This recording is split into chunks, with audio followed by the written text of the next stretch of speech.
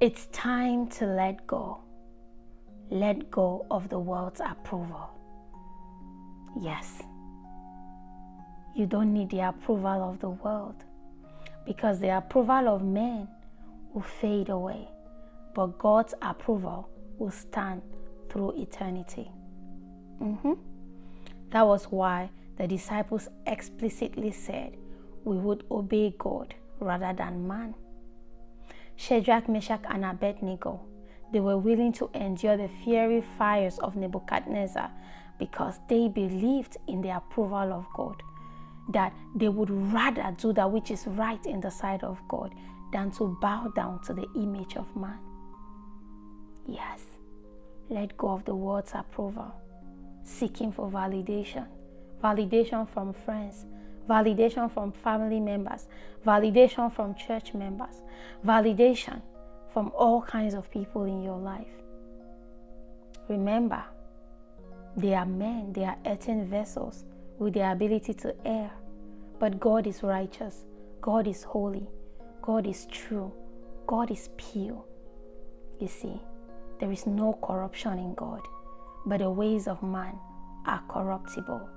That is why we would rather obey God than men. You know, the Bible says in Galatians chapter 1 verse 10, "For do I now persuade men or God? For if I yet pleased men, I should not be the servant of Christ." So if you have chosen to be a servant of Christ, you don't have to live trying to please men. Do it as unto the Lord, not as unto man. Let your life please God. Stop seeking for the approval of people and start seeking to please God. And start seeking to walk with God in truth and in spirit. The Bible says that when Jesus was baptized, the Spirit of God landed on him in the form of a dove. And a voice was heard from heaven saying, "This is my beloved Son, in whom I am well pleased." Your desire should be to live a life that can be able to have the confession from God that God is well pleased. At the end of the day, you can be able to hear, "Welcome, good and faithful servant, enter into the rest of your Father."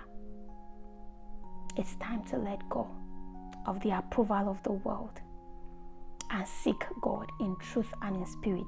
Contend for the faith that was once delivered to the saints and contend for it earnestly. Work out your salvation with fear and trembling. Serve God with all of your heart in truth and in spirit. Seek God, not men.